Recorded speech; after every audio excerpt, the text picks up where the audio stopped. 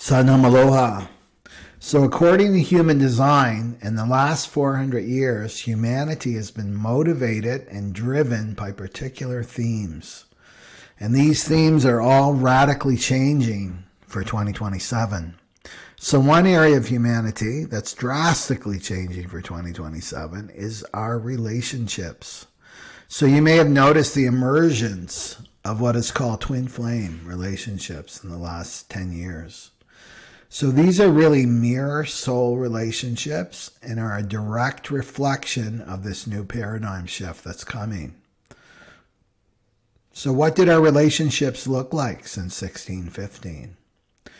Well, since 1615, we've had a 37th gate theme.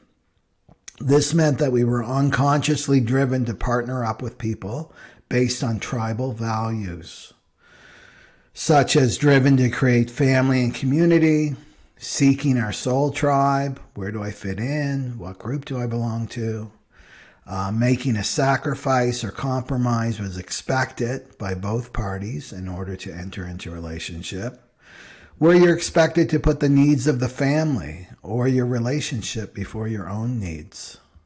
Relationships were based in the practical for material security. You do this for me, I do this for you. This theme was running from the fear of being alone and having no support. It was expected by you to follow traditions like marriage, culture, gender, religion, and the unconscious belief that you'll be punished by the fates if you break these traditions. And 3740 is the marriage channel, and this is all breaking down for 2027. So we're moving from the 37th gate theme into the 55th gate theme.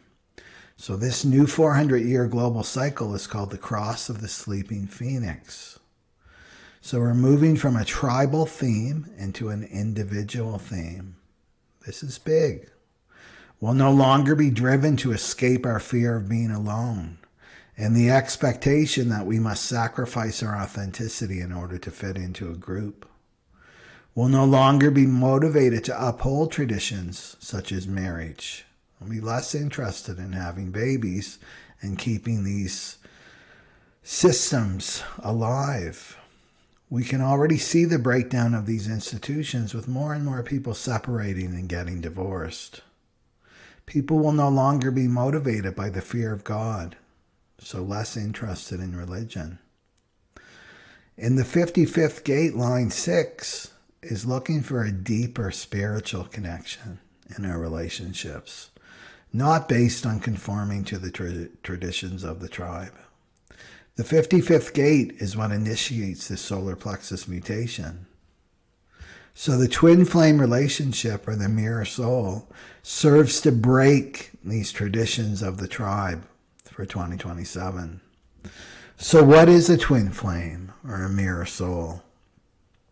Well, if you look at the sun as representing source, energy, infinity, where we all come from, well, each ray represents a soul that comes into the vehicle, your human body.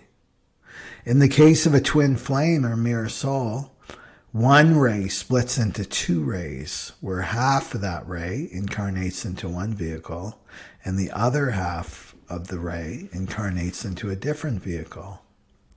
So one soul and two bodies. So one soul of this, right, of the soul is positively charged, while the other half holds the negative charge of the same soul. So at a higher frequency, this one soul is not separate. It's much like quantum physics entanglement theory, where one particle is permanently connected to the other particle. So one changes, the other changes, and vice versa, no matter where they are located. Same with twin flames, mirror souls. So the same way, you can never escape your mirror soul, like you can't escape yourself. If you try to cut cords or cast spells, it only strengthens the connection. So we're all in this time, this great spiritual awakening of humanity, and the future of spirituality are these mirror soul relationships. When mirror souls finally meet each other in the 3D realm, This triggers the painful process of ego death, or the dark night of the soul, so that each person may come into self-realization, which means that they're merged with the soul. So this is the solar plexus mutation that's bringing in this new awareness system, the spirit awareness system. So perhaps you've already met your mirror soul. You know, it starts off as a mysterious attraction to one another. You may discover synchronicities about each other. There's often a significant age difference or difference in race, culture. There's something taboo about your connection. One is often in a committed relationship and the other one is single. Remember, these relationships are about breaking tribal traditions. Now, after the honeymoon stage, this fascination with one another, the mirror shifts and each projects their shadow onto the other. This is where the rope turns into a snake. And what's happening here are the deep unconscious wounds start to surface that only your mirror soul, your twin flame, can show you these wounds. No one else, because you share the same wounds, but both of you are unconscious to them. So it could be self-worth issues, issues around self-love, codependency, shame, guilt, or abandonment. So this process is deeply uncomfortable and painful for both parties, and this is when the ego comes out full throttle, and one becomes the runner and the other becomes the chaser. So they're both listening to their egos, but the ego is telling them different things. So the runner listens to their ego that says, that other person is the cause of my pain. I must avoid them and go back to the way things were before I met them. The chaser's ego tells them that they must fix the runner and heal the runner, and then their pain will go away. Right? Ego's telling them lies, but different lies. So you see, both runner and chaser are really running from themselves in different ways. The runner has to stop and face their inner pain that they've been avoiding. And the chaser has to stop and focus on merging with their own soul.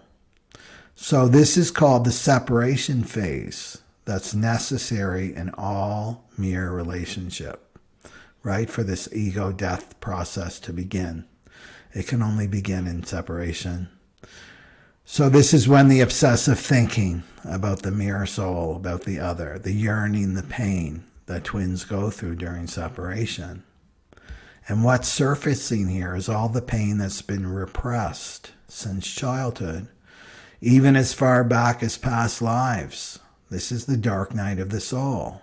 And this is the release, the burning of the not self. Right? That phoenix can only be reborn when that not self is burning.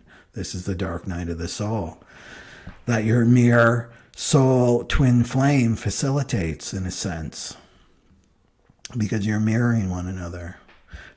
So both of them have to go through this deep healing so that they can become whole unto themselves, self-sovereign and living in truth.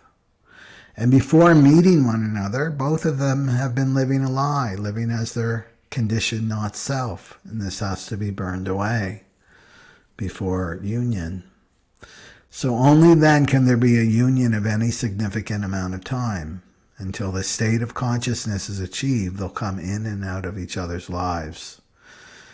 So this struggle can continue well into old age, as you never forget your mirror soul. So it's really forcing you to realize yourself, to do the work.